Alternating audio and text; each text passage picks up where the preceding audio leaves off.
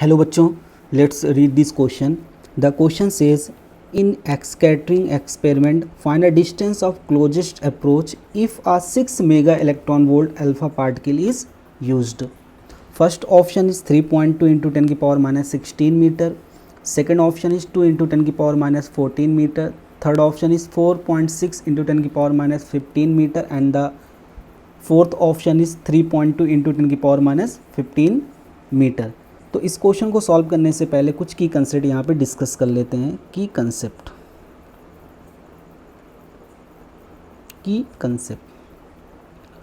तो सबसे पहले यहाँ पे हमारा की कंसेप्ट हो गया. हम कंसीडर करते हैं हमारे पास यहाँ पे एक चार्ज है Q1 और यहाँ पे दूसरा चार्ज यहाँ पे क्या हो गया Q2. अब ये अज्यूम करते हैं दोनों चार्ज कितना डिस्टेंस पे यहाँ पे स्मॉल r डिस्टेंस पे, कितना डिस्टेंस पे हैं स्मॉल r. तब इन दोनों चार्ज पार्टिकल के बीच जो पोटेंशियल एनर्जी हो जाएगी वो हो जाएगी 1/4 pi epsilon not Q1 Q2 divide by r. तो ये दो चार्ज पार्टिकल के बीच की क्या हो गई पोटेंशियल एनर्जी. यहाँ पे सेकंड की कंसेप्ट हो जाएगा according to Rutherford atomic model. तो रदरफोर्ड ने ये अज्यूम किया कि एटम के बिल्कुल सेंटर पे बॉडी का टोटल मास और टोटल चार्ज क्या होता है कंसंट्रेटेड होता है. और जो पॉजिटिव चार्ज बिल्कुल सेंटर पे होता है उसको क्या नाम दिया उन्होंने, रदरफोर्ड ने क्या नाम दिया, न्यूक्लियस. इस एटम का एटॉमिक नंबर यहाँ पे कितना हो गया Z और E यहाँ पे क्या हो गया इलेक्ट्रॉनिक चार्ज. अब यहाँ से एक अल्फ़ा पार्टिकल को न्यूक्लियस की तरफ यहाँ पे हिट करते हैं और जो अल्फ़ा पार्टिकल है उसके पास चार्ज कितना हो गया 2e. जो अल्फ़ा पार्टिकल है उस अल्फ़ा पार्टिकल की यहाँ पे काइनेटिक एनर्जी कितनी है k. यानी काइनेटिक एनर्जी k से इसको क्या करते हैं हिट करते हैं न्यूक्लियस की तरफ. किसकी तरफ, न्यूक्लियस की तरफ. तो ये जब न्यूक्लियस के पास पहुँचता है तो ये स्टॉप हो जाता है. क्या हो जाता है ये स्टॉप.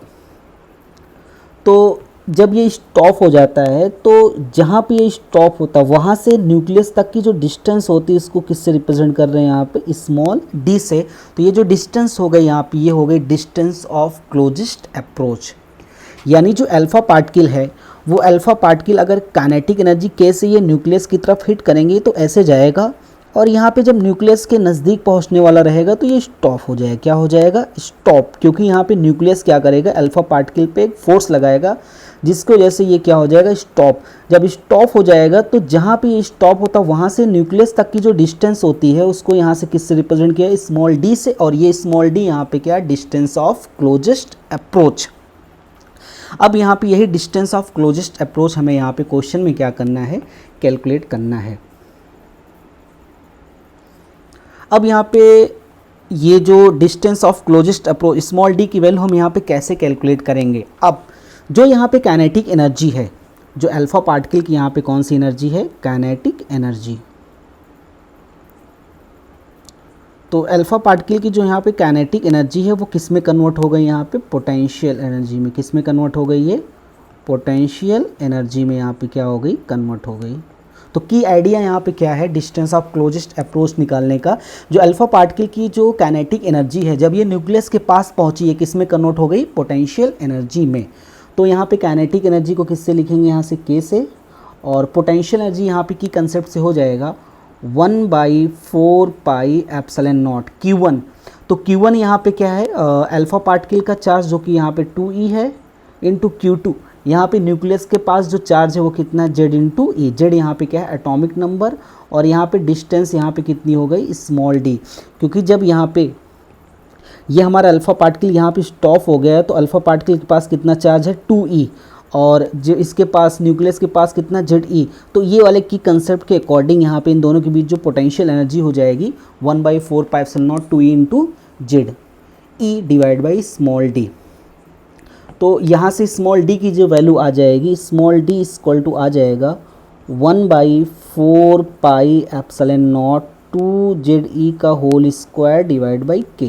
तो यहाँ पे जो d आ गया हमारा वो आ गया डिस्टेंस ऑफ क्लोजेस्ट अप्रोच. तो यहाँ पे स्मॉल d यहाँ पे क्या हो गया स्मॉल डी को यहाँ पे बोलेंगे डिस्टेंस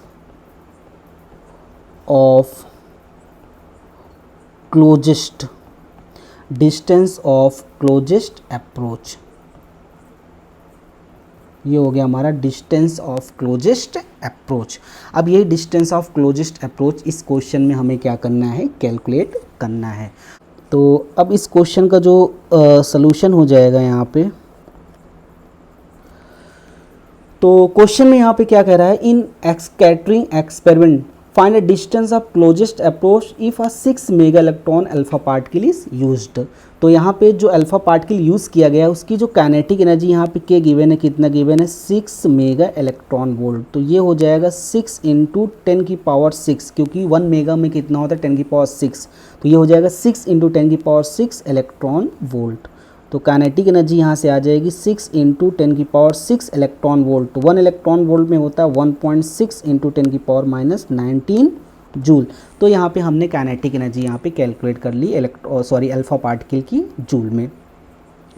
अब की कंसेप्ट की हेल्प से जो डिस्टेंस ऑफ क्लोजेस्ट अप्रोच का जो फॉर्मूला है यहाँ पे वो है 1/4πε0 2ZE का होल स्क्वायर डिवाइड बाई के। तो यहाँ पे ये जो Z है वो क्या है, एटॉमिक नंबर। क्या है Z, एटॉमिक नंबर। और जब ये स्कैटरिंग एक्सपेरिमेंट किया गया था तब यहाँ पे जो हमारा एटम था वो एटम गोल्ड फॉइल का, किसका मटेरियल यूज़ किया गया था यहाँ पे, गोल्ड फॉइल का। और गोल्ड फॉइल का जो एटॉमिक नंबर होता है वो कितना होता है, 79। तो यहाँ पे जो Z की वैल्यू हो गई, तो यहाँ पे जो क्वेश्चन में यहाँ पे Z की वैल्यू हो गई Z = 79, यानी जो गोल्ड फॉइल यहाँ पे यूज़ किया गया था उसका एटॉमिक नंबर यहाँ पे कितना है, 79। अब यहाँ पे डिस्टेंस ऑफ क्लोजेस्ट अप्रोच जो हो जाएगा 1/4πε0 की वैल्यू कितनी होती है, 9 × 10⁹। तो ये हो जाएगा 9 × 10⁹ इंटू 2। जेड यहाँ पे कितना है, 79। ई की वैल्यू यहाँ पे हो जाएगी 1.6 × 10⁻⁹ का होल स्क्वायर डिवाइड बाई के की वैल्यू यहाँ पे कितनी है, 6 × 10⁶ इंटू 1.6 × 10⁻⁹। यहाँ पे 1.6 × 10⁻⁹, इससे ये कैंसिल हो जाएगा और ये 2 3 जा कितना हो जाएगा 6 और ये 3 जा कितना हो जाएगा 9। तो यहाँ से जो d की वैल्यू आ जाएगी d = अब यहाँ से इसको कैंसिल करेंगे, ये 3 आ जाएगा और 3 को 9 को अगर 3 से कैंसिल करेंगे कितना आ जाएगा 3। तो यहाँ से आ जाएगा ये 3 × 79 इंटू 1.6 × 10⁻⁹ इंटू 10⁹ ये आ जाएगा डिवाइड बाई 10⁶। कितना आ जाएगा ये 10⁶। अब इसको आगे सॉल्व करेंगे तो स्मॉल d की ये जो वैल्यू आ जाएगी 3 × 79 इंटू 1.6। अब ये 10⁻⁹, अगर 10⁹ को अगर सॉल्व करेंगे तो ये कितना बच जाएगा 10⁻⁻10। तो ये हो जाएगा इंटू 10⁻⁻10, तो ये डिवाइड में आ जाएगा 10⁶।